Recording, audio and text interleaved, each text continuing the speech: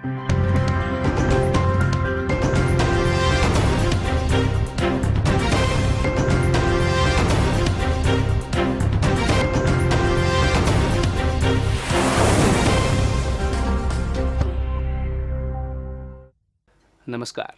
BCC news में आप सभी का स्वागत है। आपके आसपास की खास खबरों के साथ मैं मनीष मनसागर। बुलेटिन की शुरुआत से पहले एक नज़र आज की अहम खबरों पर।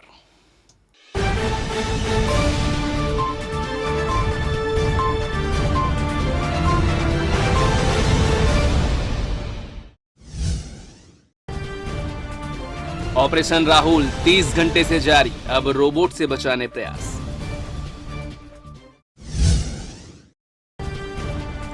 एयरपोर्ट में सुविधाओं का अभाव, मोर्चा कर रही अब भी मांग।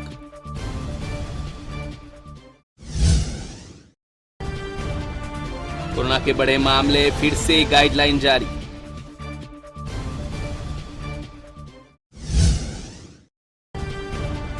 नहीं थम रहा गांजे का कारोबार, तस्कर सक्रिय।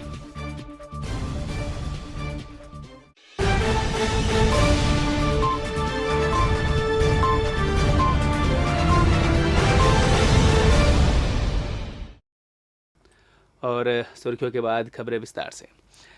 जांजगीर चांपा जिले के पिहरीद में चल रहे राहुल के बचाव के ऐतिहासिक ऑपरेशन में अब रोबोट भी शामिल है। रोबोट को लैपटॉप से कंट्रोल कर नीचे कमांड दिया जा रहा है। इस काम को रेस्क्यू रोबोट बनाने वाले गुजरात के महेश अहीर द्वारा किया जा रहा है। उन्होंने पूर्व में भी इस काम को बखूबी अंजाम दिया है।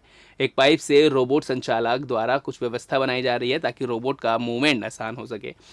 गौरतलब है कि राहुल को बोरवेल के गड्ढे में फंसे हुए 30 घंटे से अधिक हो चुके हैं, जिसे बचाने प्रयास जारी है। बच्चे के एक एक मूवमेंट पर कैमरे के माध्यम नजर रखी जा रही है और संभावना जताई जा रही है कि शाम तक बच्चे को बाहर निकाल लिया जाएगा। इधर 15 जून को कांग्रेस का नव संकल्प शिविर का आयोजन स्वर्गीय लखीराम अग्रवाल ऑडिटोरियम में किया जा रहा है। शिविर की तैयारी को लेकर शनिवार को कांग्रेस भवन में करीब 1.5 घंटे तक बैठक कर मिनट टू मिनट कार्यक्रम तैयार किया गया। बैठक में पीसीसी द्वारा जारी गाइडलाइन पर विशेष रूप से चर्चा हुई। इसमें बताया गया कि शिविर में जिले के सभी विधानसभाओं के ब्लॉक अध्यक्ष, जोन प्रभारी सहित गाइडलाइन के अनुसार आमंत्रित जन ही शामिल हो सकेंगे।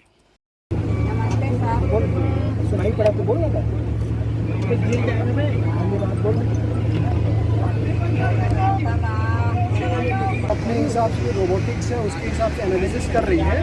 और दूसरा ये है कि जो हम यहाँ पे डिगिंग किए हुए हैं, ऑलमोस्ट हम उस लेवल पे पहुँच रहे हैं जहाँ पे हम एक छोटा टनल बनाएंगे सर, और उस टनल से बच्चे को निकालने का। तो दो तीन जो भी तरीके हैं उन तरीक़ों पे हम एक साथ काम कर रहे हैं सर, और आशा कर रहे हैं कि आज शाम तक बच्चे के साथ में कुछ कर पाएंगे सर, उसको बाहर निकाल पाएंगे। दूसरा सर, बच्चे के साथ ये चीज़ की है सर कि मैंने खुद जी सर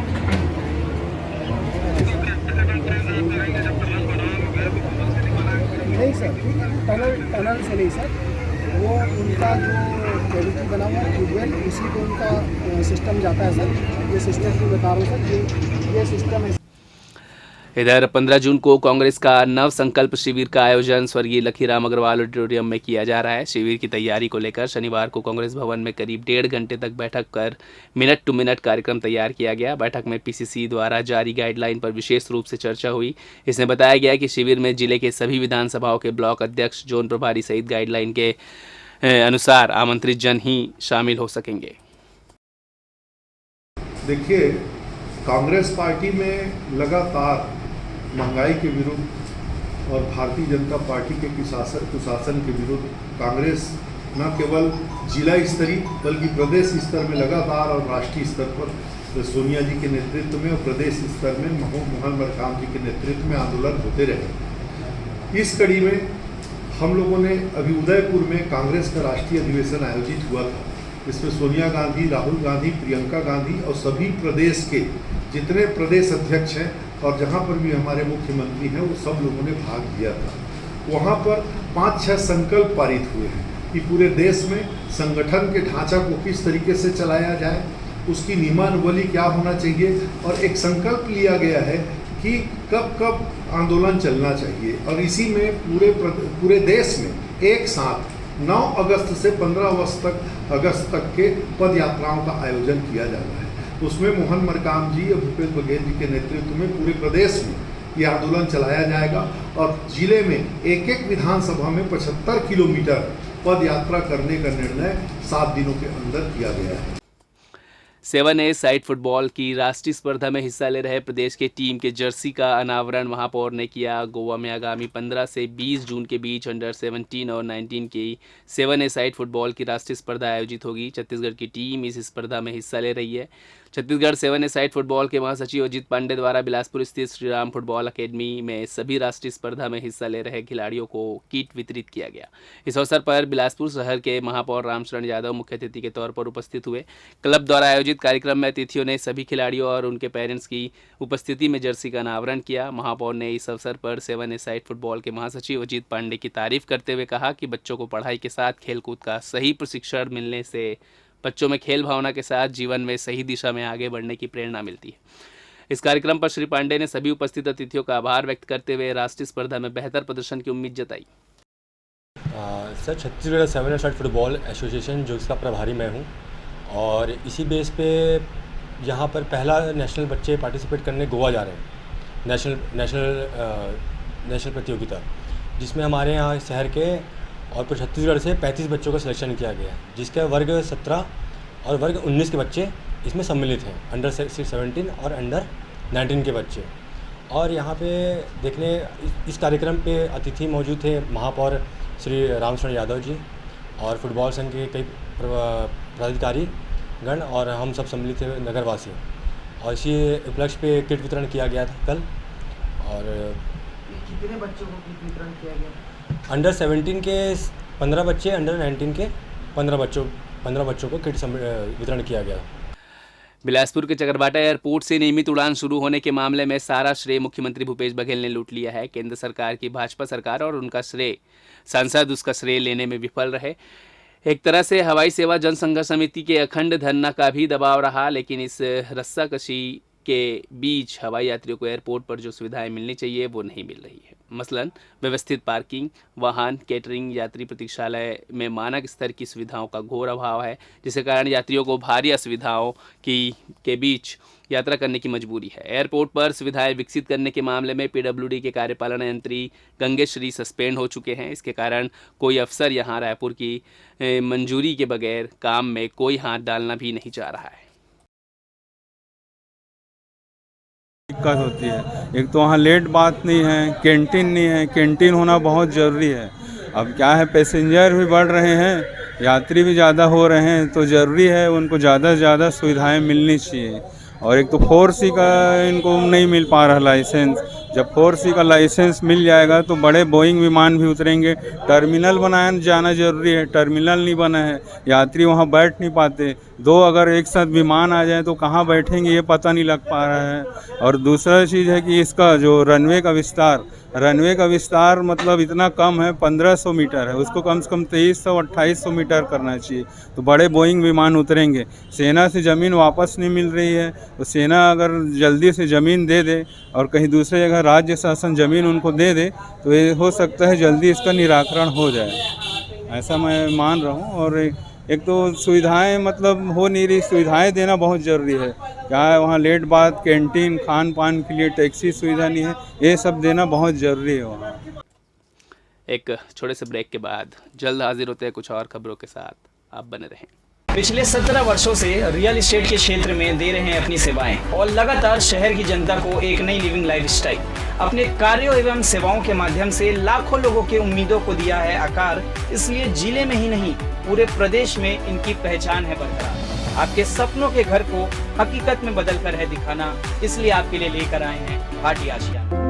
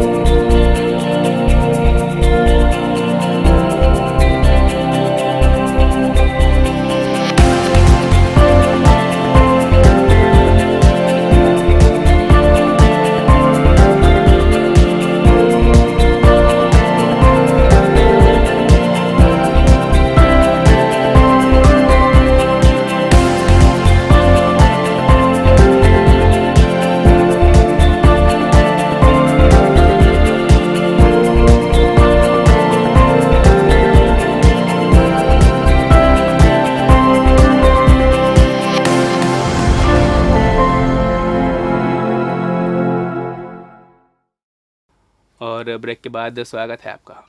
छत्तीसगढ़ में कोरोना फिर से बढ़ने लगा है। इसे देखते हुए स्वास्थ्य संचालनालय ने एक नई गाइडलाइन जारी की है। स्वास्थ्य विभाग की ओर से कोविड-19 को लेकर सतर्कता बरतने की सलाह दी गई है, जिसमें संक्रमण से बचाव के लिए मास्क के उपयोग को प्रोत्साहित किया जाए।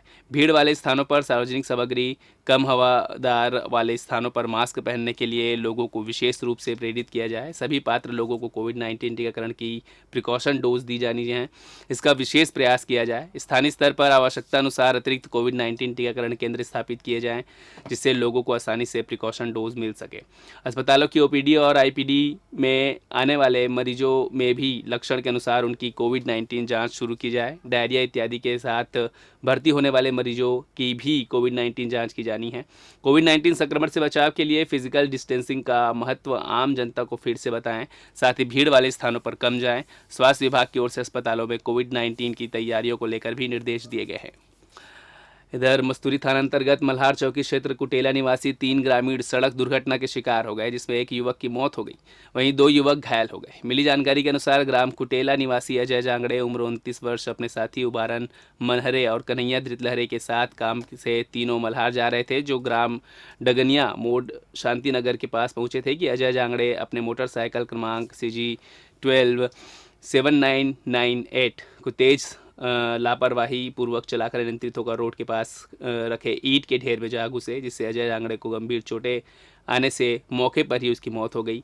वहीं साथ में बैठे उबारन मनहरे के हाथ पैर में और कन्हैया धृतलहरे के हाथ पैर में चोटें लगी हैं, जिनका उपचार चल रहा है। मामले में पुलिस ने मर्ग कायम कर विवेचना में ले लिया है। कुदुदंड के मिलन चौक में बिजली लाइन सुधारने के लिए खंभे पर चढ़े एक ठेका कर्मचारी की करंट लगने से मौत हो गई। बताते हैं कि लाइन बंद होने के बावजूद ट्रांसफार्मर में रिटर्न करंट प्रभावित हो गया। मृतक फिरतू राम गनियारी गांव का रहने वाला था। इस घटना के मामले में बिजली ठेकेदार तिवारी को दोषी माना जा रहा है, जिसमें बिजली विभाग को सूचना दिए बगैर निजी ठेका श्रमिक को खंभे पर चढ़ा दिया। इस मामले में कार्यपालन यंत्री सुरेश जांगड़े ने जाँच के आदेश दे दिए हैं। मृतक के शव को पोस्टमार्टम के बाद परिजनों को सौंप दिया गया है। इस मामले में प्रथम दृष्टया ठेकेदार को ही दोषी माना जा रहा है। अभी इसका पोस्टमार्टम होना है, मतलब हो चुका है, अभी फाइनल आपको रिजल्ट नहीं मिला है। और जिस तरह से पंचनामा रिपोर्ट में जो बयान दर्ज किए हैं उसके आधार पर फिसल कर गिरने का ऐसा बता रहे हैं। अब ये पोस्टमार्टम पर के रिपोर्ट आने पर पता चल पाएगा वास्तव रूप से उसमें क्या हुआ था। 60 PM की रिपोर्ट मेरे ख्याल से 5:30 बजे के डॉक्टर मैडम शायद अभी साइन नहीं की है, तो कल मिलने के चांसेस है। जैसे ही कल आपको मिलेगा सूचित करेंगे हम। क्या काम कर रहे थे मतलब? उसमें जो नया डिस्ट्रीब्यूशन बॉक्स लगाया गया था और एक केबल को अंदर से शिफ्ट करना था, और उसी केबल को शिफ्टिंग के दौरान ये ऊपर में चढ़कर ये घटना घटी है। जिले में नशे के कारोबार करने वालों के विरुद्ध पुलिस अधीक्षक पारुल माथुर के निर्देश पर लगातार कार्रवाई की जा रही है। इसी कड़ी में ACCU और साइबर सेल प्रभारी निरीक्षक हरविंदर सिंह को अवैध मादक पदार्थ गांजा के संबंध में सूचना मिलने पर ACCU और रतनपुर थाना की टीम द्वारा संयुक्त रूप से कार्रवाई करते हुए रतनपुर थाना क्षेत्र अंतर्गत ग्राम मोहतराई के ओवर ब्रिज के नीचे वाहन क्रमांक मारुति स्विफ्ट CG4 LD 9910 में मादक पदार्थ गांजा सहित आरोपी हेमलाल चंद्राकर उम्र 61 वर्ष निवासी सरईपाली थाना बेलटुकरी जिला नयापारा उड़ीसा को पकड़कर आरोपी के कब्जे से मादक पदार्थ गांजा 8 किलोग्राम और परिवहन में प्रयुक्त वाहन मारुति स्विफ्ट और अन्य वस्तु कुल कीमती 4,89,700 रुपये जब्त कर थाना रतनपुर में नारकोटिक्स एक्ट अंतर्गत कार्रवाई की गई है। पकड़े गए आरोपी से पुलिस को कुछ अहम जानकारियां प्राप्त हुई हैं। इस बुलेटिन में फिलहाल इतना ही, फिर होगी मुलाकात। आप बने रहे हमारे साथ, देखते रहिए BCC न्यूज़। नमस्कार।